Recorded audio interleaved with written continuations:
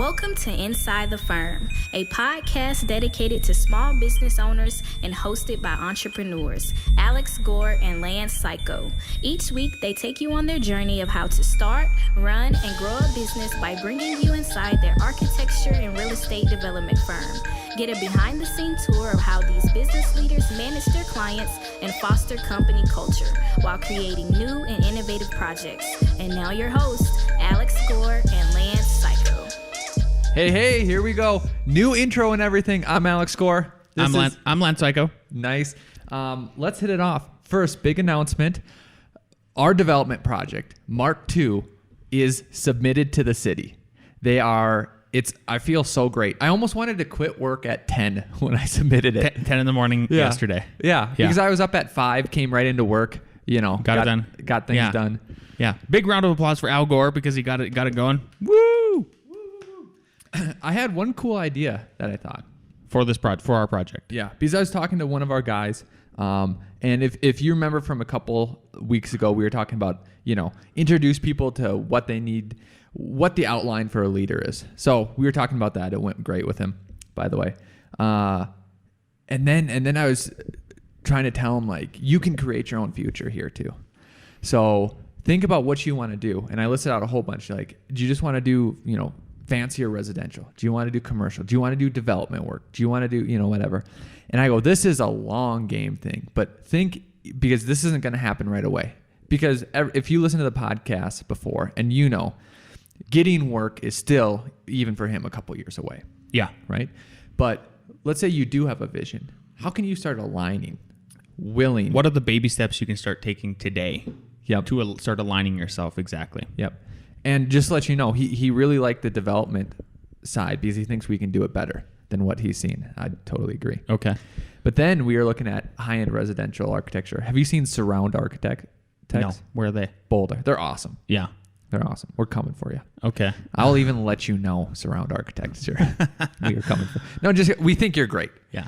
And because they do really cool brick, awesome stuff. I don't know them personally. Let's just assume they're great. We're like, yeah, let's get even higher end resident, stuff. And maybe we start incorporating some things into our projects, which made me think about what project we have control over, the development. Yeah. And you know how over our the new commercial space that will probably be our headquarters, how we have that pergola? Mm-hmm. I thought, what if we try something a little bit abstract and cooler since the building went abstract? Yeah, it did. Absolutely, yeah. And now think about this, Lance. Think about the east side and the south side. Instead of doing like a pergola overhead, what if we had timbers going up? Exposed rough sawn timbers, maybe at some angles going up, and then put wire in between and started to grow your stupid green beans. Nice. Okay. Growing some, hops. Grow some hops on there. Hops, some grapes, and then have those come over so it frames in. Because one of the coolest experiences when I'd go back home, I lived in a normal traditional neighborhood. It just happened we were on the high side of the hill. And by the time I was in high school and college, all the plants grew up. So I just got this perfect overview, and I couldn't see the house next to us was 10 feet over, but I couldn't see it because it was green. So it was like, man, I'm sitting on my back deck. You're in your little owl nest. Exactly. So what if we do that around two sides? It's interesting. Then the green grows. I like it. And then you just see the mountains, and you feel like, I don't know about the big timbers, but I get it. You get where I'm going. I get where you're going with it, and I like the overall sentiment. 100%. Yeah, absolutely. When we were in Italy, there was this pergola, and you had me at grapes actually. So there was this pergola we walked in on the underneath to go to one of the hotels, and there was literally giant grapes. Huge, whatever they're called, bunches. Yeah. That were hanging Bundles. from yeah. I don't know what they're called. No, the bunches, a bunch of grapes. Yeah. Right. I swear to. We're humans. I hope there's a real term, but I hope the real term is bunch. Right a bunch now, came from grapes. Right now, somebody's just yelling as they're listening to this podcast. It's a pickle of grapes. Yeah, but no, I think that would be great. Yeah, right. Yeah, it is an abstract building, 100%. An abstract. I don't know. What do we mean by that? It's not a formal. There's weird kooky angles going on now and stuff like that. Yeah. I can't wait until one of our professors, Professor Barnhouse, sees it. And I'd be like, yeah, I just got a case of the angles Case that of the week. angles.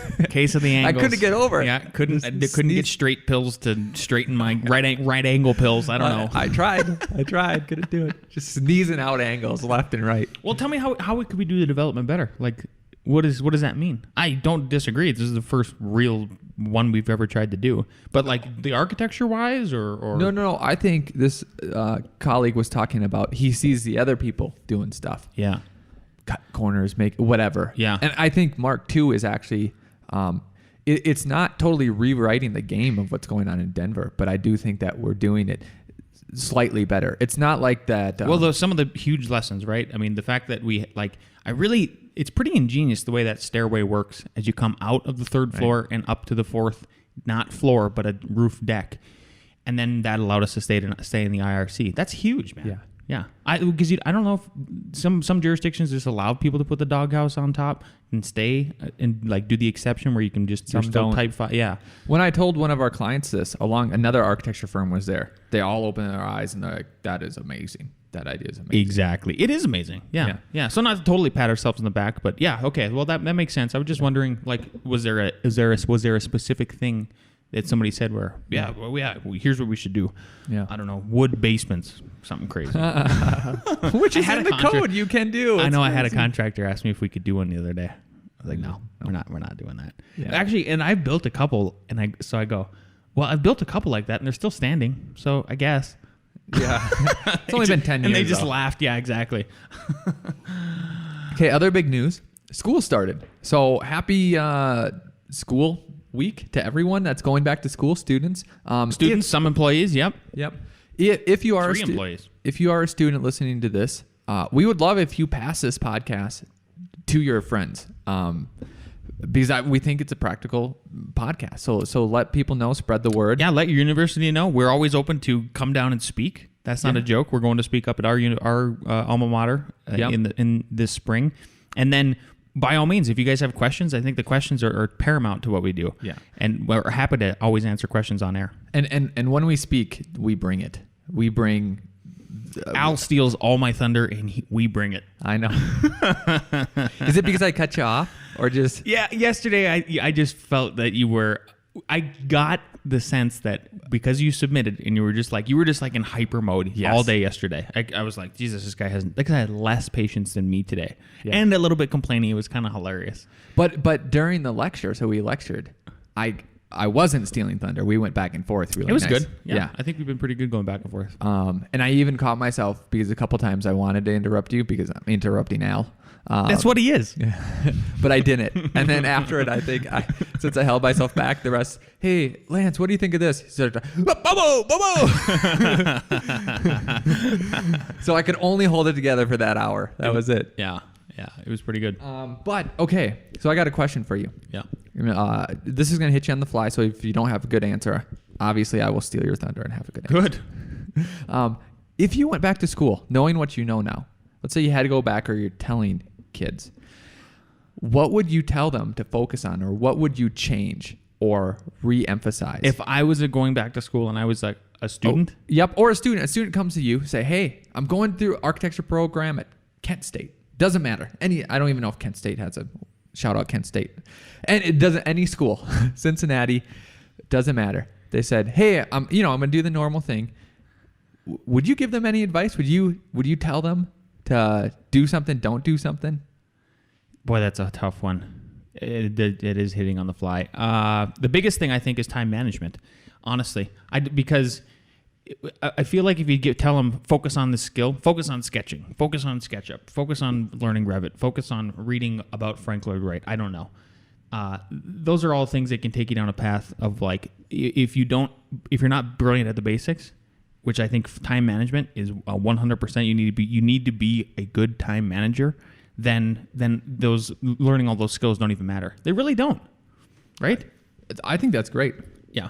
What about you? What would you tell them? Because I feel like always when you ask these questions, you're like, but really, I have an answer. Well, so I have a couple, and one would be Revit everything. Yeah. So time management from a philosophy point, yes, absolutely. And then, you can learn SketchUp everything, but your main focus should be Revit. And then But I thought, man, going back, when you're a student, that would mean like, oh, make sure I pay attention in the Revit class, in the Revit course. But that your Revit course at your university might be terrible. You know, they might not teach you anything. And then I thought, well, my second thing was learn structures. And I go, well, your structures course might be very basic, might be terrible too. And I go, there's a warped perspective between what the college is going to teach you and what I mean by learn Revit and learn structures. Right. And be fair here. We're both very biased when like we say like, oh, if everybody just did everything the way we did. Oh yeah. Yeah.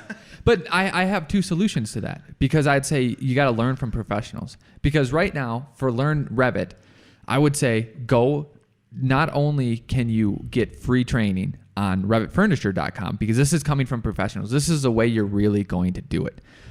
And I think it's the best free training out there that you can get. You can also pay, and there's students. So this is $1,000 for professional firms. It's $159 for you, and it's an insane value. It will bring up your skills in every way, way more than, you know, if a 3-credit course is $3,000 and this is $159.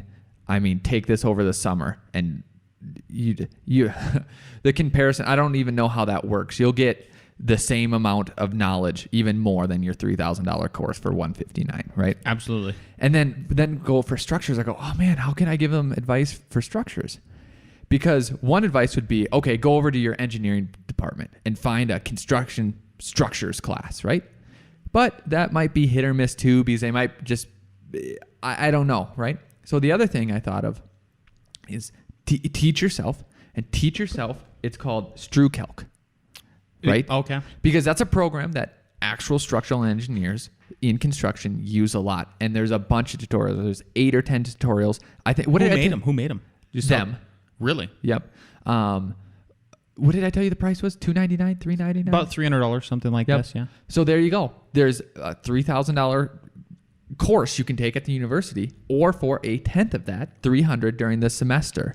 Go teach yourself that, and then apply some of that through Revit, through your projects. Either blow your professors' minds so much so they're like, oh wow, this is amazing, or they'll think that you're missing the boat because you're designing structures and your head's supposed to be in the cloud. Mm-hmm. But don't worry, me and you will know. If you came to us and if you're like, I mean, obviously this is biased. Hey, I took your whatever and then I learned StruCalc, I'd be like, oh, so you're really on the ball. And then if you nailed the design and time management, I mean, I don't. If that advice was to us when we were young, and if we would have done that, that's my test. Like, oh, that would have been awesome. Yeah, for you. Yeah. Interesting. So I think those are all. Yeah, those are good ideas. I hopefully you convinced a few students that maybe listen to this throughout the semester that that's what you should do. To bring it back to where my original idea was, if time management. I think time management starts with you need to become a morning person, right? Or you either become a morning person, or some people just have to work at night. But there's something about rise and grind. You know, wake up, getting up at like 5:30 before the sunrise, right. Having some coffee, maybe you have tea, I don't know what else, or like water, whatever stimulates you. But there's something about like that moment of those few hours of clarity before anybody's around you. Like that's when I get the most accomplished, honestly, in the day. And I think you're at that point too. Oh yeah, for the last couple of years now, especially since a baby. I was a baby, getting me up. And to caveat on that, because there's a lot of people that won't do that because they're just night people. And there's even older people that are night people, which should more naturally you become a morning person. So I would say if you're going to be a night person, then maybe you don't wake up at 5, but you still wake up at 8. You know, it's not 9, 10, 11, 12. So I remember multiple times, either a Friday night being drinking or Friday night working. Normally I'd take Friday nights off, but I would work until midnight almost every night. But I would get up at 8. Yep. I would get up. And I remember some classes, I'd be up till 4. And then a lot of people would skip the 8 o'clock class. I am up at 8. Yep. I am up at 8. Yep. So definitely. Maybe for the younger generations, 8 is your 5 if you're working till midnight 1. How many people do you think? How many people? So don't you feel like you've read more books and heard about more people that are successful if they get up early compared to people that are night owls, though? So I mean, I'm just throwing this out there. Yeah. I think this is a good question, good point. Yes, I think there's a whole movement behind it, and I think it's true. Jocko, 434, whatever. A lot of people are doing it, and it's great advice, and it will help structure your day. But they did a study about this. Okay. And the study was they took... It's always they, too. I know. like who is they? So they... Yeah. Name every famous person you could that was successful. Richard Branson. Exactly. But also to Einstein, to Frank Lloyd Wright, to whatever, to some poet. Tesla didn't even sleep. To Tesla. And they marked out their waking and their day. And they're like, it's a shit show. It's random. Yeah. So... Yeah. But... Does Jocko is his day ruined if he wakes up a minute too late? Because he wakes up every day at 4:34, right? Oh, know what he would do? What would he do? He'd make himself pay for it. Oh, what a silly man! So he'd go. He's hilarious. I'm thinking about every time. Just so everybody knows, every time like Jocko comes on and I'm riding around with Al or it comes on in the office and I just hear the voice, like I hysterically laugh. Yeah, because it's just to me, it's so he's just so serious. I'm just like I have to laugh at this. Yeah. Right. I dropped you. We came back to work, and then when I was driving home, like, man, he hit into some poetic awesomeness. Yeah. But anyway, I think I might make myself pay like Jocko for watching football games. So every football game will be 100 push-ups or 100 sit-ups. I like it a lot. Absolutely. So let's keep in this vein of school. And I want to talk, I looked up the numbers to go to grad school or not. Ah, okay. And so let's preface everybody. Here's where I think Alex is going with this and he'll correct me if I'm wrong, but in the state of Colorado, you can get a 4-year bachelor's of environmental design with an architecture focus. And then in order to get licensed, you either have to go to grad school, then get a master's or a bachelor's of architecture, right? And then if you don't do that, you can do 12,000 hours of under a licensed architect. Is that where you're going with this? Yes, but I'm going to give everyone the real numbers because we have this in our firm, and we always thought from our perspective. We have what in our firm? Where people have undergrads, and then they're thinking about going back to grad school. Yeah. A third of our employees are actually more than that. I think even half of them at this point are in that situation. And it's kind of news to us because everyone at NDSU and I'm sure at other schools, like you just kind of ram it through. Yep. And you get it done, and then you're good. So, but anyways, I think it's more pervasive where undergrad break grad school. Okay. But here are the numbers in Colorado, and I went to DORA's website, which is the Department of... Do you know what it is? Occupational Regulatory Agency. Yep.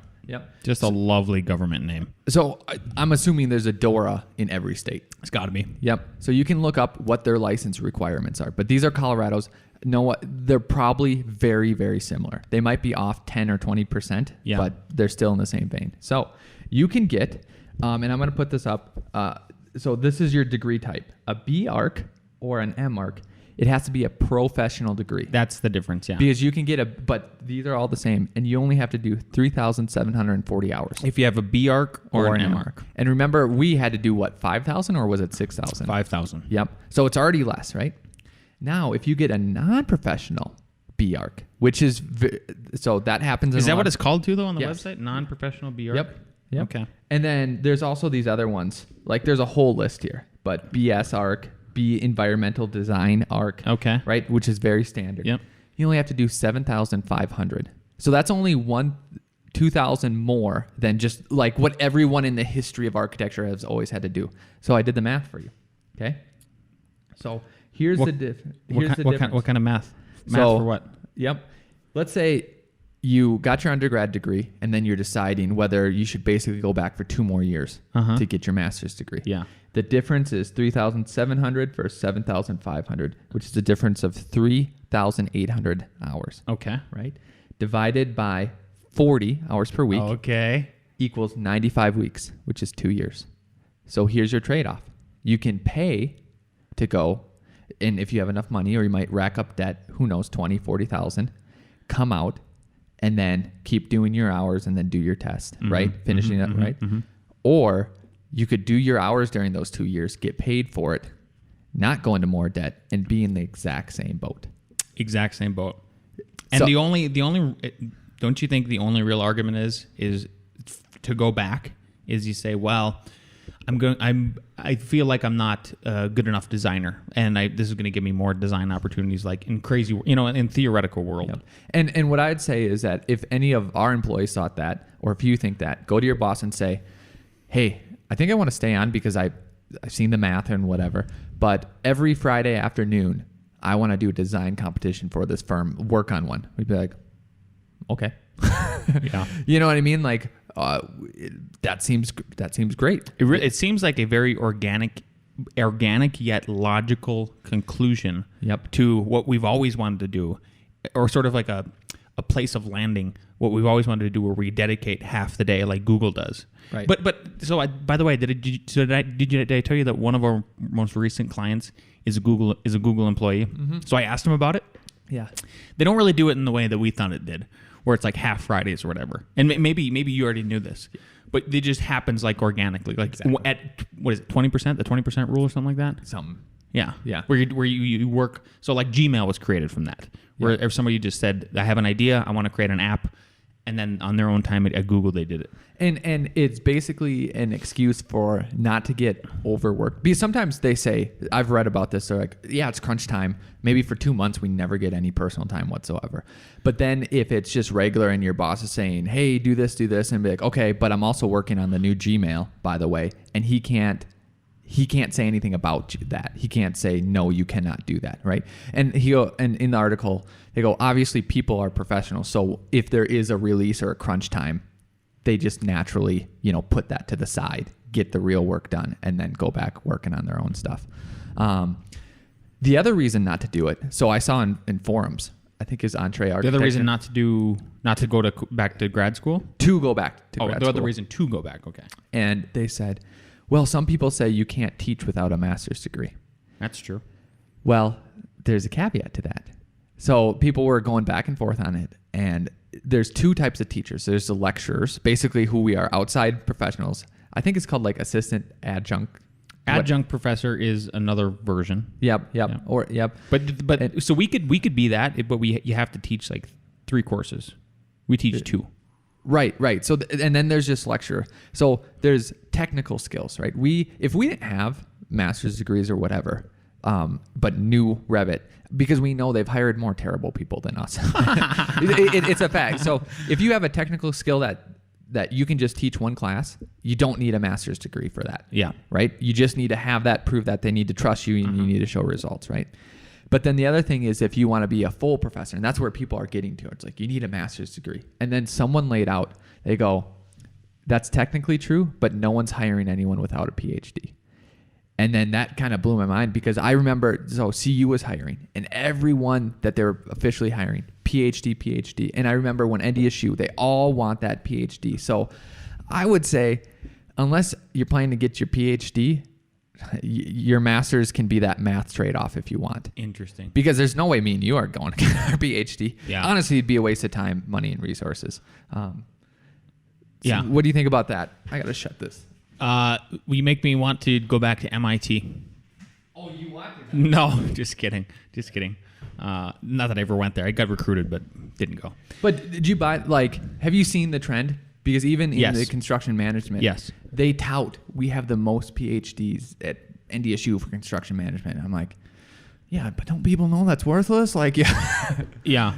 Maybe not in some fields. So that was off the cuff. So do you think really a tipping point is it's those 2 things? Number one, you're going to get a little bit more theory and design practice, but you could maybe supplement it if the firm is like really trying to build a community, build a good culture and set of employees and working staff. And a win-win, because if you do it under the firm, and if we are helping you critique and everything, and we submit it, our firm would pay the entrance fee. It only gives us more marketing. More marketing, hopefully more awards. Yeah. Absolutely. And then,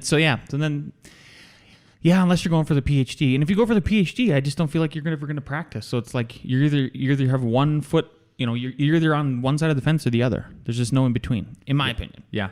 Because I don't know how architecture feels about it, but I know how other programs. So I have a couple friends that are professors, and I said, hey, my friend has his PhD because we make fun of our doctor friend who's a medical doctor because the other guy got his PhD first, so we call him doctor, and then we, But I go, why don't you go, to Washington and do some, political work and do all this? He goes, they actually frown upon that because then they feel like you're not up on the literature and the academic side. And I'm like, I wonder if that's pervasive. Because if you're only hiring PhDs, they're only going to know that, and then they're going to... I just want to say that it is. I think it is. Yeah. Yeah. So either if you want to practice, then weigh the options of doing the alternate masters, which is staying in the firm, doing design, learning some of that other stuff. Yeah. Yeah. Interesting. What do you got next, Al? We have best and worst advice. And I got 10 minutes and I got to go. No problem. Okay, we got best and worst advice. Today's best and worst advice is from Robert Weygant from Sumex. He's one of our oldest colleagues that we've worked with over at Sumex Design, and we do a bunch of BIM modeling with him. So here we go.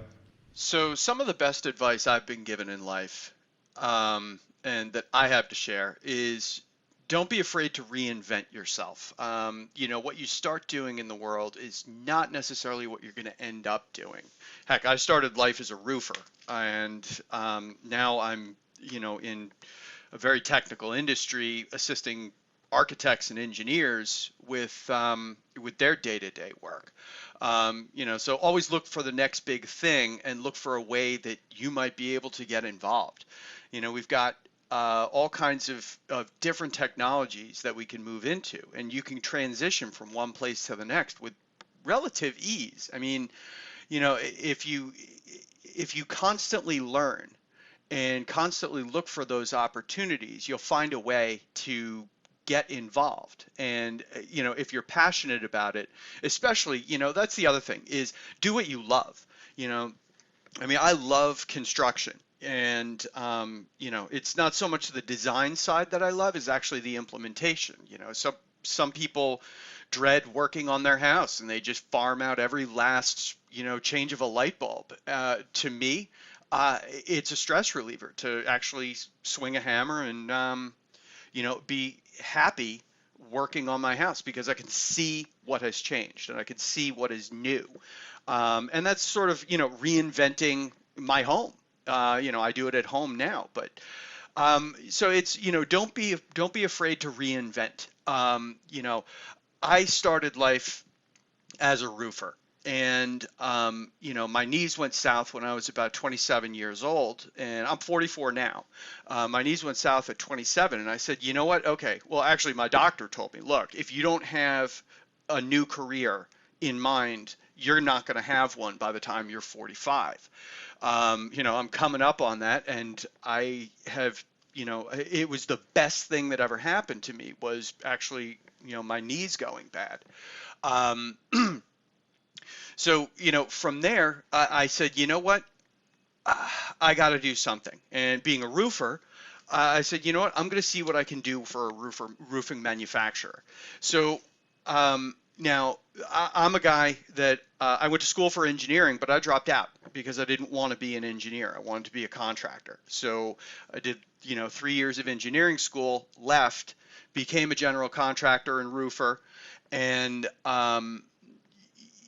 that's sort of the background. But that said, I had a lot of skills that were outside of just swinging a hammer. And I realized one thing, that I'm smarter than my hammer. So I put out an ad, or what's the word I'm looking for? I applied for a job at a roofing manufacturer, and a big one. I didn't get a call back.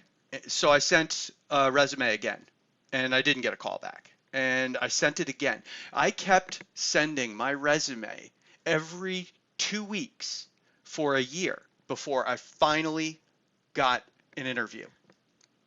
And when I got that interview, they hired me on the spot. They put me in their technical department answering questions for people that came in. It was a great opportunity. It was absolutely fantastic opportunity. I learned a lot. From there, I learned how to do construction specifications. I ended up being their spec writer. Now, at the same time, I had been a draftsman. I started using AutoCAD when I was 14 years old, and so I wanted to expand that. From there, I realized, I can't do the corporate gig anymore. So I had to reinvent myself again. And I said, I'm leaving this, and I struck out on my own. And then I got picked up, the day that I quit working for GAF, I got picked up by ARCAT to write specifications for them. And I did that for several years. From there, I realized, I like writing specs, but I think there's more, because I've got these skills as a draftsman, and I love doing drafting work. I love working with 2D and 3D design and modeling. I really love doing it. So I started looking into new things that I could add to that RCAP program, and we came up with the idea of a BIM library. And it has been dominoes falling in the right direction since then. I had the past 12 years have been just the development of something brand new. And now I'm on the watch for what that next big thing is. How do we enhance the construction technologies so that people are working and collaborating together better? And I've got a few ideas. I'm not quite ready to share them because, I want to capitalize on those ideas before, anybody else does. But the thought is put all these things together. Technology is constantly changing. Opportunities, look for them. They're not going to just fall in your lap. I mean, it happens, but if you're not looking, you're not going to see them. Skill saves. That's one thing that my dad passed on to me very early on, was skill saves. Learn as many things as you can. Know how to do as much as you can, so that if you can't find a job doing one thing, or you don't like the job that you're doing and you need a change, you can kind of take all of your skills and create a niche that is an amalgam of all of those things that you're good at and you like to do. And then the rest will follow. Don't be consumed with money. It's important, but for your own sanity, I think it's important to do what you love more than anything else. So, don't be afraid to reinvent. Always look for the next big thing, and don't pigeonhole yourself. Let yourself have the opportunities. So, hope this was helpful, and hope you guys enjoy it. Take care. Okay, I thought that was amazing. There's not much I can add because it was thorough, so I'll just highlight one point. Typical Bob, thorough as usual. Yeah, Bob's amazing. We worked with him for years. Worked super successful. Super successful. Yeah, for him with him. Super successful on so many levels, and I've watched Bob also just reinvent. Yep. So I think that's great advice, especially going into the future. Don't get stuck in the past. We see some firms that we're almost trying to drag into the future, which seems crazy. It is crazy. That we're pulling you. Yep. Anyways, the resume every 2 weeks. So I know that'd get old. That was a really cool story. Yeah. It'd get old if someone sent it to us for 2 weeks. But I would say assume people are lazier than you think. Because I applied to a bunch of bigwig firms, right? And I know there's people from 2-3 years ago that applied from our firm. I'm sure they were great. And who's a perfect example of persistence? Who? Mark had to remind me multiple times as he was getting ready to graduate. Hey, I'd like to come in for an interview. And honestly, it wasn't that we were lazy. It was just that we were so freaking busy in the spring of last year that I just could not find the time to finally get to his email. I always have this 1 or 2 emails at the end of the day where I'm just like, they just lag and persist, and I'm like, oh frick, I got to get to him, and I didn't. That's awesome. So what I would say is, let's say there was someone from 2-3 years ago, and every 6 months or every year they sent us one. A lot of times jobs are just opportunity. If the time is right, we don't go back and look and think about these big firms like OMA. They have to look at all the new ones. You might be the greatest candidate. You might be the second or third best candidate when you applied. But then in 6 months, you actually might be the best candidate. Yes. They're not going to go back. They looked at all the new ones and they're picking out of that pile. Maybe they had 20. a whole crew quit. Who knows what happens? Exactly. So I think that's great. I would just echo that. If there's really a place you want to work, start applying now, start applying often. Yeah, super cool. Yeah. And with that, Alex has to run to a meeting. We have a jam-packed Friday, so we can't get to Nick Reads this week. We're going to have to bank it. We can't get to code questions. And so we'll get to all that. Let's say we'll promise to start off with that stuff. And then I have code questions for Lance. So Okay. Stay tuned. If you know the history of code questions, it always goes one way. Now it's coming right back. All right. We'll see you next week. Bye.